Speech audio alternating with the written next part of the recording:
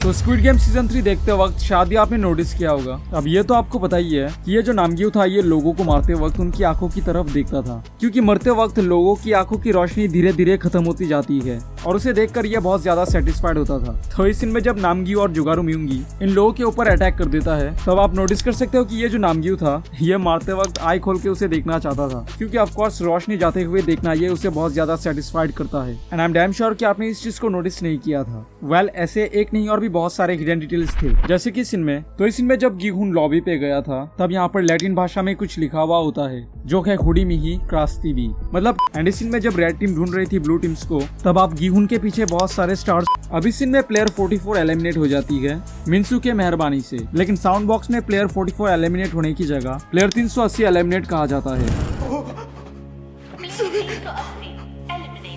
अब ये पॉसिबल ही नहीं है, इम्पॉसिबल है, क्योंकि प्लेयर 380 थी ये सैमी या नूना जो सीजन 2 में ही मर चुकी थी। एंड इस सीन में जब रेड टीम ब्लू टीम को ढूंढ रही थी तब जुगारू म्यूंगी के बाजू में कुछ लिखा हुआ होता है जिसका ट्रांसलेशन आपको बिल्कुल शॉक। तो guys finally squid game season 3 आ चुकी है, तो चलिए इसको ब्रेक डाउन करते हैं। और हाँ गाइस, इस वीडियो में मैं एपिसोड 1 और 2 को ही ब्रेक डाउन करूंगा, क्योंकि एक एक एपिसोड में बहुत सारे हिडन डिटेल्स थे, एक वीडियो में सब कवर नहीं हो सकता। तो सीजन 3 का 3 पार्ट आएगा और ये पार्ट 1 है। पार्ट 2 और 3 3 या 4 दिन के बाद चैनल पे आ जाएगा।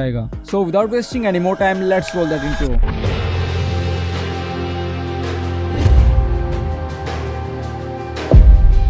All right, detail number 1। तो इस सीन में गिहुन जिंदा है कि नहीं, सो उसे चेक करने के लिए आप नोटिस कर सकते हो कि ह्यूनजो उसके जैगुलर विन को दबा रही थी। नॉर्मली हाथों के नस को दबाकर चेक किया जाता है, बट इन मिलिट्री यानी आर्मी में जैगुलर विन दबाकर चेक किया जाता है। एंड ह्यूनजो के बारे में तो आपको पता ही है कि वो आर्मी में थी, स्पेशल फोर्स में सार्जेंट थी।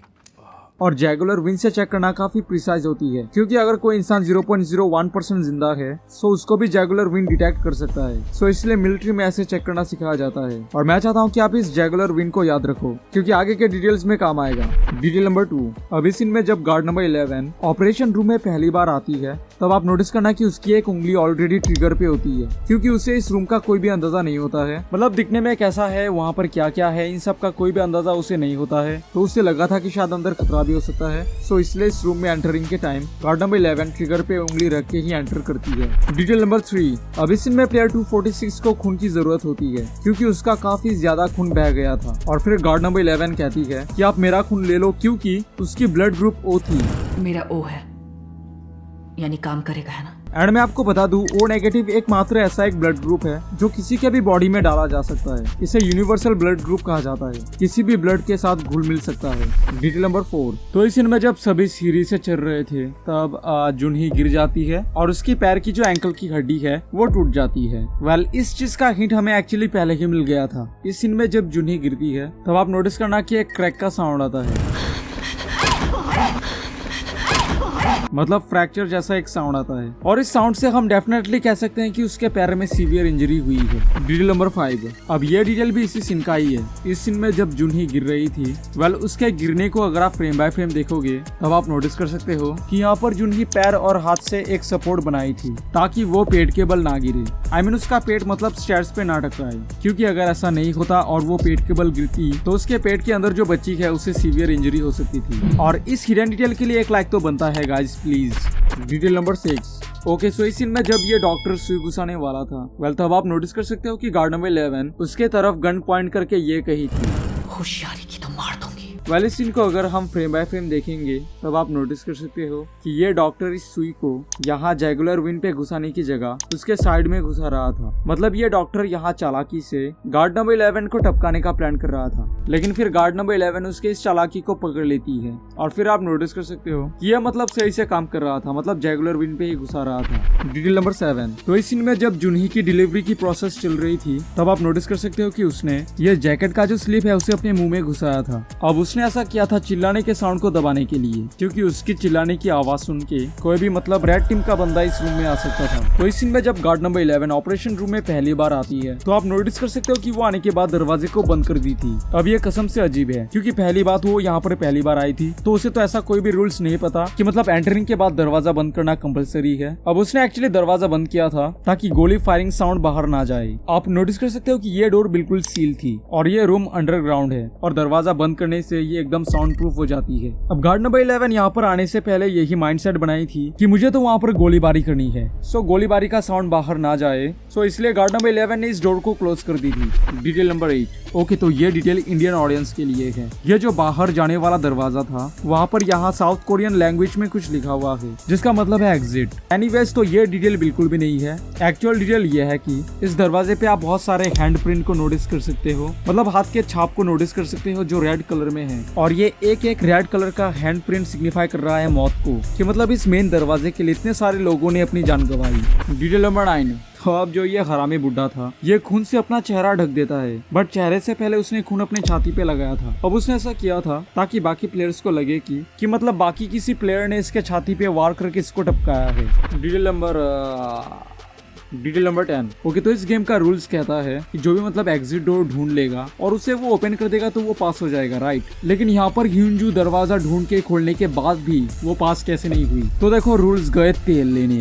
दरअसल ऐसा नहीं है। दरअसल अगर आप ध्यान से नोटिस करोगे तो ह्यूंजू की पैर दरवाजे पर ही थी। अगर ह्यूंजू ने विनिंग रूम के फ्लोर पे एक कदम भी रखी होती तो वो पास हो जाती, बट शी डिसाइडेड कि ये रूम हम तीनों के चाबी से खुली है, तो साथ जाएंगे तो तीनों मिलकर ही जाएंगे। और ये हरामी साला ह्यूंजू के पीठ पीछे वार करता है क्योंकि इसके गाड़ में इतना गुदा नहीं कि वो मतलब ह्यूंजू के आगे से वार करे। Detail number 11। अब ये एग्जैक्टली डिटेल है या नहीं मुझे नहीं पता, बट मैं आपको बता दूं, जब सीजन 2 रिलीज हुई थी यानी 26 दिसंबर 2024 को, तो उसके ठीक 6 महीने बाद सीजन 3 रिलीज होती है 27 जून को, 27 जून 2025 को। और सीजन 3 में एग्जैक्ट 6 एपिसोड्स थे, मतलब एक एक एपिसोड के लिए हमने 1 मंथ वेट किया, और मतलब इतने बड़े ट्रॉमा के लिए हमने 6 महीने तक वेट किया। और लिटरली एपिसोड 2 देखने के बाद ही मतलब मैं सदमे में चला गया था, मैं मतलब बहुत ज्यादा इमोशनल हो गया था। ओके, सो ये जो हाइड एंड सीक वाला मेज था, यहाँ पर हमने 2 एग्जिट डोर को नोटिस किया, राइट। वेल, क्या आपको पता है कि यहाँ पर टोटल कितने एग्जिट डोर थे? सो इसका आंसर है 4। आई नो, आप बोलोगे कि साले तुझे कैसे पता? सो देखो, इस मेज की जो लॉबी थी जहाँ पर सभी प्लेयर्स थे, तब आप यहाँ पर 4 वायर्स को नोटिस कर सकते हो जो 4 एग्जिट डोर तक पहुँचने का हिंट था। आई नो, आप बोलोगे कि साले कुछ भी बक रहा है। सो देखिए, स्क्विड गेम में जितने भी गेम्स हैं वो एक्चुअली हाई आईक्यू दिमाग वाली गेम्स हैं। अगर आप हाई आईक्यू लगा के गेम्स खेलोगे तो हो सकता है कि आप इजीली पास हो जाओगे, क्योंकि जो red light green light game था वहाँ पर अगर आप किसी के पीछे रहोगे तब डॉल आपको स्कैन नहीं कर पाएगी और आप इजीली कंप्लीट कर पाओगे। और जो डालगोना गेम था वहाँ पर जो कैंडी दिया जाता है उनको अगर आप पीछे से चाटोगे तो आप इजीली कैंडी का शेप निकाल पाओगे। सो ऐसे मतलब सभी गेम्स दिमाग वाली होती है। एनीवेज, तो यहाँ पर भी ये जो गेम था आप नोटिस कर सकते हो कि ये वायर्स सभी रास्ते पे नहीं गई थी, जैसे यहाँ पर नहीं गया था और यहाँ पर नहीं गया था, सिर्फ कुछ रास्ते की तरफ ही गया था। तो अगर आप लॉबी में 4 लोगों का ग्रुप बनाओगे और सभी को बोलोगे कि इन वायर्स को फॉलो करो, और फॉलो करके आप जो कोऑर्डिनेट्स बनाओगे सो वही एग्जिट डोर का रूम होगा। बट यहाँ पर सभी पैनिक हो गए थे क्योंकि यहाँ पर सामने टाइमर था एंड टाइम का प्रेशर पैनिक सिचुएशन क्रिएट करता है। सो यहाँ पर सभी पैनिक हो गए थे, किसी ने भी इन वायर्स पे ध्यान नहीं दिया था, वरना एग्जिट डोर कुछ प्लेयर्स को इजीली मिल जाता, क्योंकि स्क्विड गेम में कोई भी चीज बिना रीजन के नहीं दिया जाता, देने का कुछ रीजन जरूर होता है। जैसे अगर आपको याद है तो लास्ट गेम में ये खंबा ऐसे ही नहीं दिया गया था। Detail number 12। तो इस गेम के लॉबी में जब ये सोल्जर रूल समझा रहा था तब ध्यान से नोटिस करो कि उसने क्या कहा था। याद रखें, दरवाजा एक बार खुल गया तो फिर से लॉक नहीं किया जा सकता। तो इस दरवाजे को खोलने के बाद बुड्ढा उस पर चला गया था ये चाबी लेके। अब चाबी लो या ना लो कोई फर्क नहीं पड़ेगा, दरवाजा वापस से लॉक नहीं होगा। पर यहाँ पर यह दरवाजा वापस से कैसे लॉक हो गया? क्योंकि गाइस ये कोई नॉर्मल डोर नहीं है, ये मेन एग्जिट डोर है और इसमें डेफिनेटली स्पेशल खूबी है, और वो यही कि इसे मतलब वापस से लॉक किया जा सकता है, जबकि बाकी दरवाजे ऐसा नहीं हो सकते। Detail number 13। अब इस सीन में प्लेयर 44 एलिमिनेट हो जाती है मिन्सू के मेहरबानी से, लेकिन साउंड बॉक्स में प्लेयर 44 एलिमिनेट होने की जगह प्लेयर 380 एलिमिनेट कहा जाता है। अब प्लेयर 380 कौन है? ये नूना या सैमी जो भी। अब मिन्सू ने प्लेयर 44 को टपका दिया था, वो भी ड्रग्स के नशे में, और वो नशे में ये देख रहा था कि उसने प्लेयर 380 यानी सैमी को टपका दिया, तो इसलिए उसके कानों में प्लेयर 380 एलिमिनेट साउंड गूंज रही थी।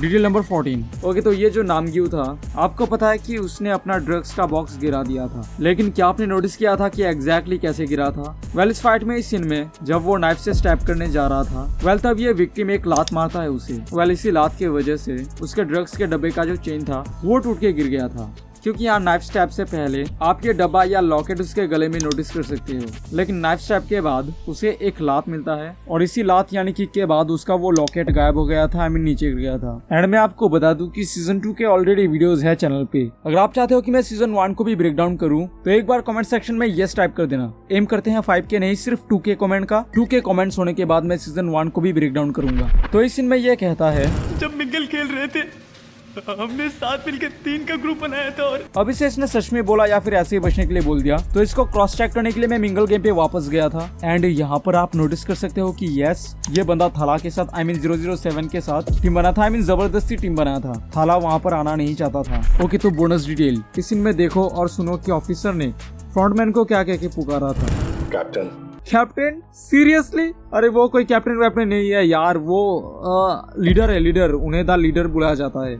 याद करो सीजन 1 में यहाँ पर क्या कहा गया था। लीडर के कमरे में लीडर, उसका मास्क हम सबसे अलग है। अब हिंदी डबिंग में तो कैप्टन बुलाया गया था, बट एक्चुअली सबटाइटल में ऐसा नहीं था। मतलब यहाँ पर सर कह के बुलाया गया था कैप्टन। अब ये मतलब क्यों यार, मतलब हिंदी डबिंग के बारे में मतलब क्या ही बोलूं मैं तुमको, इतनी माँ बहन किया जाता है ना। Detail number 16। अब ये तो आपको पता ही है कि जिन प्लेयर्स से ऑर्गन्स निकाले जाते हैं और उन्हें जिस बॉक्स में डाला जाता है उन बॉक्सेस में प्लस साइन बना दिया जाता है, राइट। बट इस सीन में जब नायोंग के पापा यानी प्लेयर 246 को इस बॉक्स के अंदर डाला गया था, तब उसके बॉक्स में जो प्लस साइन बनाया गया था उसे यहाँ नीचे से लंबा करके बनाया गया था। और ये एक्चुअली शो करता है प्लेयर्स का कंडीशन, मतलब वो बॉडी किस कंडीशन में है। मतलब जो प्लेयर्स मर चुके होते हैं उनका नॉर्मली प्लस साइन बनाया जाता है, बट यहाँ पर नायोंग के पापा जिंदा थे और वो मरे नहीं थे। मतलब उसके ऑर्गन्स काफी गुड कंडीशन में थे, सो इसीलिए ये प्लस साइन नीचे लंबा करके बनाया गया था। Detail number 17। तो यहाँ पर गाइस ध्यान से सुनना कि कैप्टन पार्क क्या कहता है। मैंने सुबह यहाँ वहाँ लुढ़कती बोतलें गिनी थी जो काफी सारी थी। वेल, अगर हम सीजन 2 में उस रात के सीन में बैक जाए तो यहाँ पर आप एक्चुअली बहुत सारे शराब के बॉटल्स को नोटिस कर सकते हो जो ऑफ कोर्स लुढ़क रहे थे।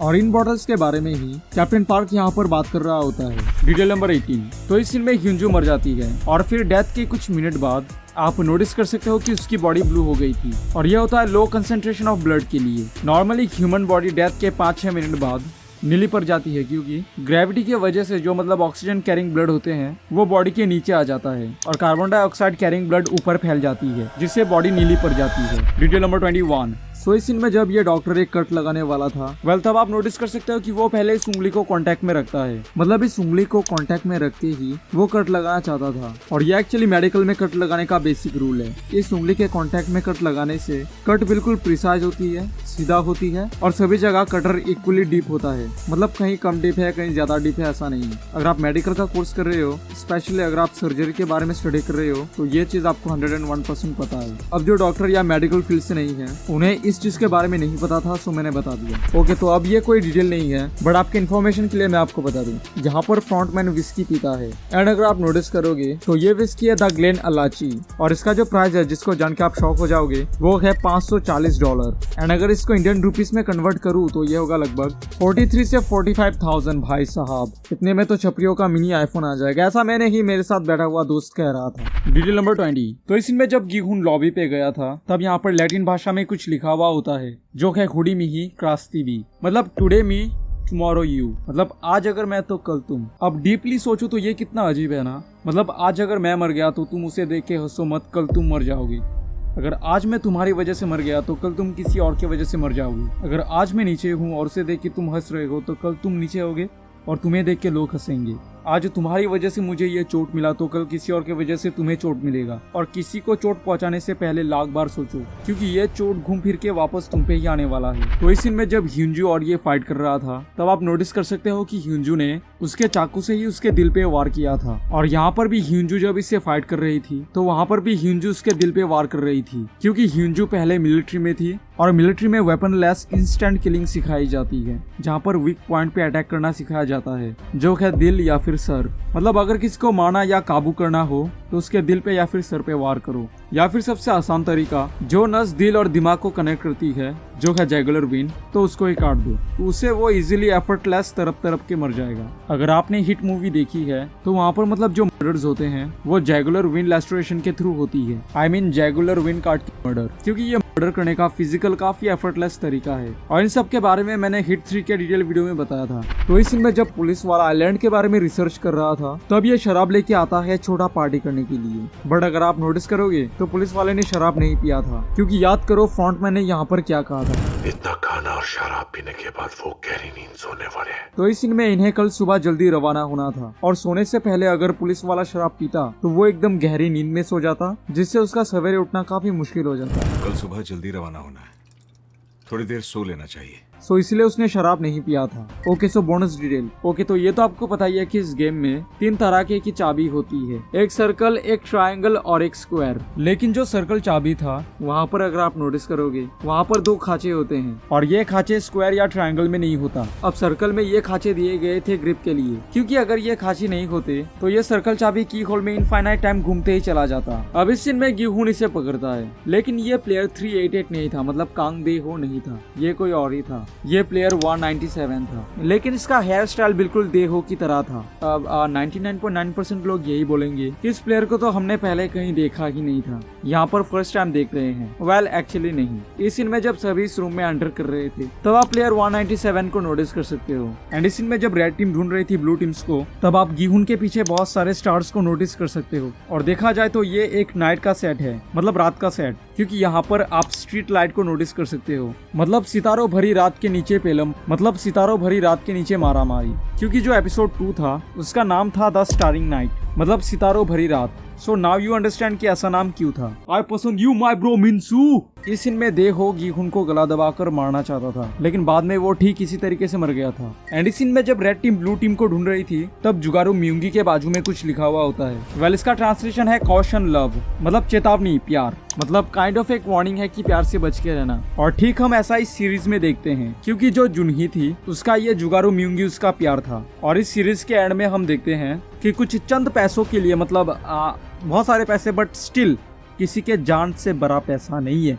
एनीवेज, तो पैसों के लिए ये जुगारू म्यूंगी अपनी बेटी का बलि देने वाला था, मतलब जुनही की बेटी का, मतलब उसका प्यार ही उसके लिए सबसे बड़ा खतरा बन गया था। सो इसलिए यहाँ पर प्यार से बच के रहने का वार्निंग था। तो ये था सीजन 3 का एपिसोड 1 और 2 का ब्रेकडाउन। इसका जो पार्ट 2 है, जहाँ पर मैं एपिसोड 3 और 4 को ब्रेकडाउन करूंगा, तो वो 3 या 4 दिन के बाद चैनल पे आ जाएगा। और तब तक आप यहाँ पर क्लिक करके सीजन 2 के हिडन डिटेल्स को एंजॉय कर सकते हो। और ये रहा स्क्विड गेम का सभी वीडियोस का प्लेलिस्ट। एंड या मैं मिलता हूँ आपसे वहीं पे।